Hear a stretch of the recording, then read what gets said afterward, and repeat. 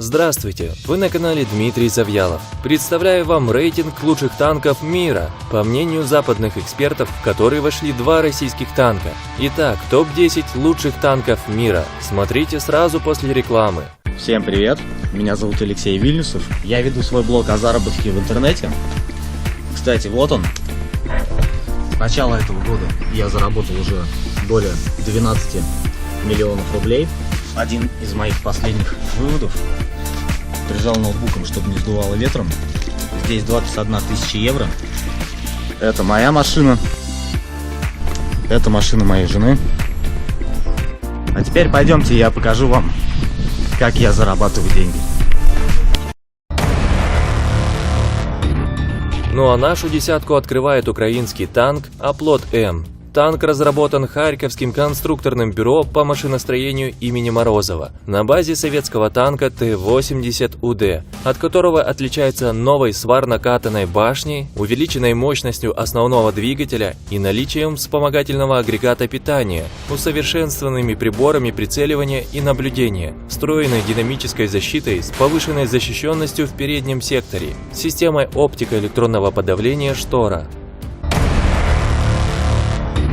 9 место. AMX Leclerc, Франция. Leclerc имеет классическую компоновку с расположением отделения управления в лобовой части, боевое отделение посередине и моторно-трансмиссионного отделения в кормовой части. В отличие от подавляющего большинства основных боевых танков НАТО, на Leclerc применен автомат заряжания, что позволило сократить его экипаж до 3 человек – механика-водителя, наводчика и командира. А основным оружием Leclerc является 120 мм гладкоствольная пушка, снабженная автоматом заряжания и стабилизированная в 2 плоскостях. В конструкцию башни также заложен запас для возможности установки перспективных танковых орудий калибра 140 мм. 8 место. Challenger 2.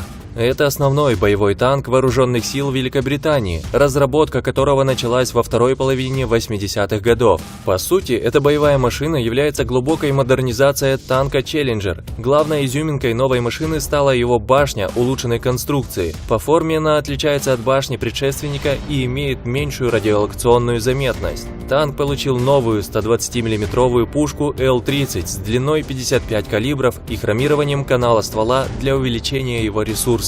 Конструкторы уделили много внимания повышению кучности и точности стрельбы орудия. 7 место. Type 10, Япония. Type 10 был поставлен на вооружение японских сил самообороны в январе 2012 года. Модульная конструкция брони предусматривает возможность замены поврежденных модулей и установку дополнительных навесных модулей на бортовые экраны корпуса, что улучшает защищенность и увеличивает боевой вес машины до 48 тонн. Передняя вставка танка обеспечивает ему плавание на воде со средней скоростью 13 км в час. Основным орудием танка является 120 мм немецкая пушка Rheinmetall, снабженная автоматом заряжания конвейерного типа. Пушка оснащена эжектором пороховых газов, термокожухом и стабилизирована в 2 плоскостях. 6 место. Меркава МК-4, Израиль. Находится на вооружении с 2002 года. По версии американского военно-аналитического агентства Forecast International, танк Меркава-4 на 2010 год является лучшим основным боевым танком в мире. Основным вооружением танка является гладкоствольная 120 мм пушка, выдерживает повышенное давление в канале ствола, что позволяет применять разработанные фирмой Israel Military Industries более мощные осколочно-фугасные снаряды М339 Колонит. Из этой же 120 мм пушки можно вести стрельбу ракетами Лохат. Они управляются по лазерному лучу и имеют полуактивную лазерную головку наведения.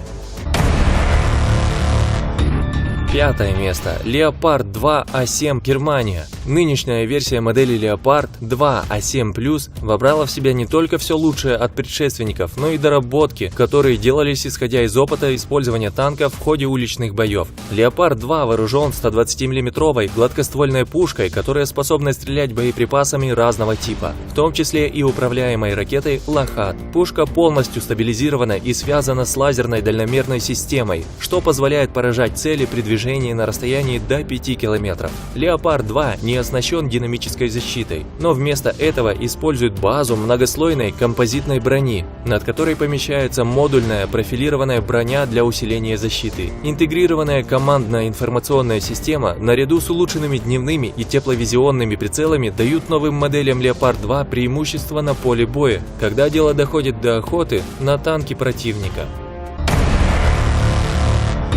Четвертое место. К-2 «Черная пантера», Южная Корея. Внешне К-2 чем-то напоминает немецкий Леопард-2. Технически эти танки также схожи. Корейская машина оснащена немецкой гладкоствольной пушкой и дизельным двигателем мощностью 1500 лошадиных сил. Автозагрузчик снарядов по принципу работы очень похож на систему, которая используется на французском AMX-56 Leclerc. К-2 «Черная пантера» может производить около 10 выстрелов в минуту, а современные системы слежения за полем боя делают корейский танк одним из самых эффективных в мире. Защиту корейской машине обеспечивает композитная и взрывная реактивная броня. Для защиты от ракет танк использует пассивную и активную защиту. Третье место. Т-90МС, Россия. Т-90 является наиболее совершенной ступенью развития своего предшественника Т-72. Помимо традиционного бронирования и динамической защиты, Т-90 оборудован активной защитой, состоящей из комплекса оптико-электронного подавления Штора-1. Основным вооружением Т-90 является 125 мм гладкоствольная пушка 2А46М5. Сильно бронированные цели на дальности до 5 км танк Т-90 поражает сходу до 30 км в час, с большой вероятностью попадания первым выстрелом. За время государственных испытаний было произведено 24 пуска ракет на дальностях 4-5 км. Все пуски ракет производились неопытными специалистами. Опытный наводчик за 54 секунды в движении на скорости 25 км поразил снарядами 7 реально бронированных целей, расположенных на дальностях от 1,5 до 2,5 км. В сходных условиях Леопард поразил на одну цель меньше, Абрамс на 2. Второе место. М1А2 Абрамс, СЭП, версия 3. Американский танк М1А2 Абрамс в последней модификации СЭП-В3 является, пожалуй, наиболее технологичным западным танком. На месте композитная броня с применением объединенного урана. Этот элемент имеет высокую плотность, поэтому его трудно пробить. Вероятно, наиболее совершенная система управления огнем в мире и мощный газотурбинный двигатель. На танк установлено немецкое 120 мм оружие RH-120, производящееся по лицензии. При этом Абрамс использует для стрельбы бронебойные подкалиберные снаряды с сердечником, изготовленным из объединенного урана, благодаря чему достигается лучшая бронепробиваемость. И почетное первое место занимает Т-14 «Армата». В новом российском танке Т-14 устранены все недостатки и воплощены все мечты танкостроения этого века. На «Армате» стоит необитаемая башня, а экипаж из 3 человек находится в особо защищенной отдельной капсуле, которая располагается внутри платформы машины. Управление орудиями танка ведется дистанционно. Основным вооружением танка является гладкоствольная 125 мм пушка, которая стреляет не только стандартными снарядами, но и управляемыми ракетами «Земля-Земля» и «Земля-Воздух». При этом боекомплект спрятан в отдельном модуле, что исключает его детонации при попадании снаряда. Благодаря новейшим электронным системам «Армата» сама собирает и анализирует информацию, наблюдает любые движения вокруг, в любую погоду и время суток. Кроме того, Т-14 – первый в истории танк, который автоматически сам себя защищает. Система активной защиты «Афганит» засекает и уничтожает все снаряды и ракеты на подлете к «Армате» в радиусе 20 метров. «Армата» на 20-30 тонн легче всех существующих образцов при таком же мощном двигателе 1500 лошадиных сил. На этом все. Делитесь в комментариях своим мнением и подписывайтесь на канал. До скорых встреч!